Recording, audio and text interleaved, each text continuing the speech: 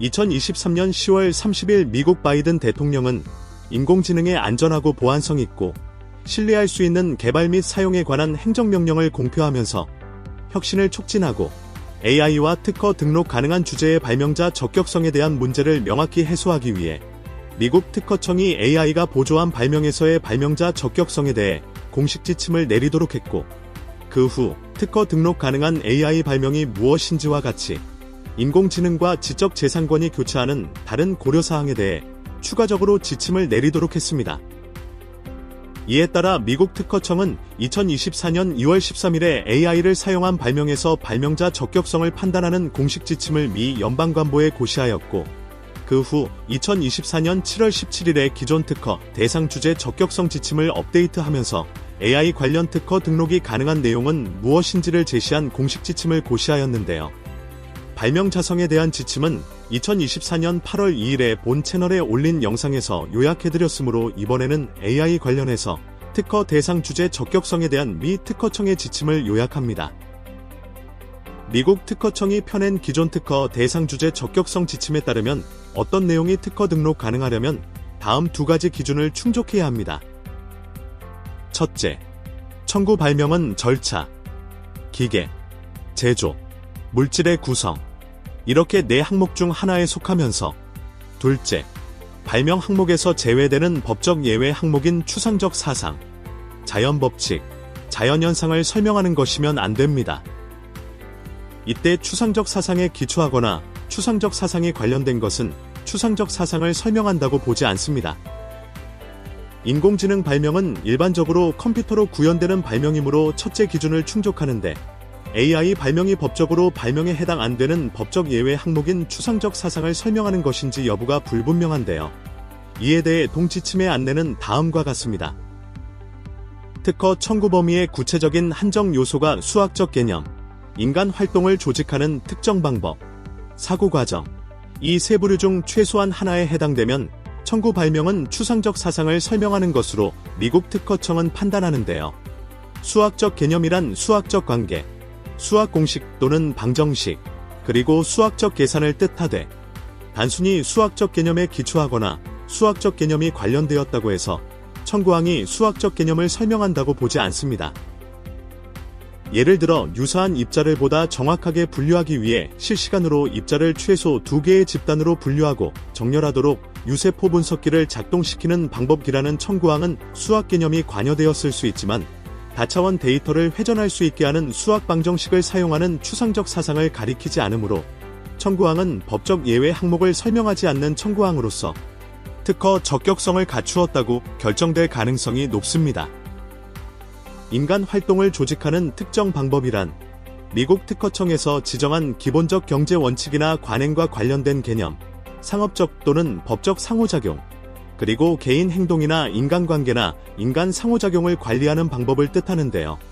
예를 들어 비동체의 위치를 모니터링하고 당사자에게 사전에 해당 이동체의 도착을 알리는 것은 움직이는 물건의 배달을 사전에 알려주는 기본적인 경제 관행이고, 두 개의 금융기록이 일치하는지 판단하고 일치하면 해당 금융거래를 승인하는 통지를, 일치하지 않으면 해당 금융거래를 처리하지 말라는 통지를 은행에 보내는 것을 포함한 결제 과정에서 금융사기를 탐지하는 방법도 기본적 경제 원칙이나 관행입니다. 또 디지털 여행 로그 생성 방법처럼 사용자의 움직임과 위치 기록 정보를 수집하고 동정보를 전자적으로 기록하는 것은 개인 행동이나 인간관계나 인간 상호작용을 관리하는 것의 예시로서 특허 등록이 안 되는 추상적 사상을 설명하는 것에 해당됩니다. 사고 과정이란 인간의 머리에서 수행되는 개념으로서 청구 범위의 구체적 한정 요소가 관찰, 평가, 판단, 의견과 같이 인간의 머리로 수행할 수 있는 것이면 사고 과정이고, 청구 범위의 구체적 한정 요소가 인간의 머리로 수행 불가면 사고 과정이 아닌데요. 위의 청구항 예시들은 인간의 머리로 수행 가능하기 때문에 사고 과정인 반면, 위의 예시는 인간의 머리로 수행 불가능하기 때문에 사고 과정이 아닙니다. 만일 특허 출원하는 AI 발명이 법적으로 발명에 해당 안 되는 법적 예외 항목인 추상적 사상을 설명하면 특허 등록이 거절되나요? 반드시 그렇지는 않습니다. 미 특허청 지침은 청구항이 발명 예외 항목에 대한 설명에 해당하면 해당 청구항을 전체적으로 봤을 때 해당 청구항이 법적 예외 항목을 가리키는 게 아니라 법적 예외 항목을 실용적인 응용으로 통합시켰는지 여부를 따지도록 하는데요. 이때 청구항의 법적 예외 항목 외에 추가적인 요소가 있는지를 식별해서 해당 추가적인 요소를 개별적으로 그리고 법적 예외 항목과 복합적으로 평가하여 그 추가적 요소들이 발명에 해당 안 되는 법적 예외 항목을 실용적 응용으로 통합시켰는지를 따집니다. 구체적으로 다음과 같은 사항들을 검토합니다. 추가적 요소가 컴퓨터의 기능이나 다른 기술이나 기술 분야를 개선시키는지, 청구항이 법적 예외 항목을 특정 기술 환경이나 사용 분야와 일반적으로 연결시킨 것이 아닌지, 또는 청구항의 법적 예외 항목을 질병이나 의학적 상태에 대해 특정 치료 또는 예방 효과를 내도록 적용시키거나 사용하는 단계가 있는지입니다. 위의 경우에 해당하면 청구항은 법적 예외 항목을 가리키는 것이 아니므로 특허 적격성을 갖추었다고 볼 수 있습니다. 반면 청구항이 위의 경우에 해당하지 않으면 청구항은 법적 예외 항목을 가리키므로 청구항의 추가적 요소가 법적 예외 항목보다 상당히 더 많은 것을 설명하는지, 그리고 추가적 요소가 잘 이해되고 틀에 박힌 일반적인 활동인지를 분석해서 청구항이 특허 등록 적격성을 갖추었는지를 결정합니다. 많은 AI 발명 청구항은 컴퓨터의 기능이나 다른 기술이나 기술 분야를 개선시키는 이유로 특허 적격 판단을 받는데요. 이때 중요한 것은 명세서에 컴퓨터나 다른 기술을 개선시킨 내용이 반영된 청구항은 특허 적격성을 충족하지만 청구항에 담긴 추가적 요소가 단순히 명령 실행기라는 의미의 단어일 뿐이거나 단순히 법적 예외 항목을 컴퓨터로 구현하는 지시이거나 법적 예외 항목을 특정 기술 환경이나 사용 분야에 일반적으로 사용한 것은 특허 적격성을 갖추지 못하며 법적 예외 항목을 개선시킨 것도 기술 개선이 아닙니다. 특히 청구항이 기술을 개선하는지를 판단함에 있어 중요한 점은 청구항에서 다루는 특정 문제에 대한 해결 방법이나 원하는 결과를 내는 특정 방법의 범위입니다.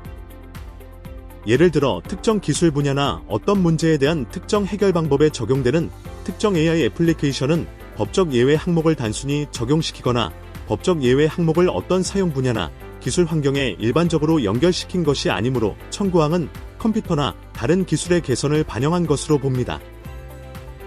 예를 들어 위 청구항은 데이터가 인코딩되는 기술적 절차를 개선하는 데에 초점이 맞추어진 하드웨어, 기반 데이터 구조를 다루고 있기 때문에 위 청구항은 법적 예외 항목을 가리키는 것이 아니라 기술 개선을 다뤘다고 봅니다.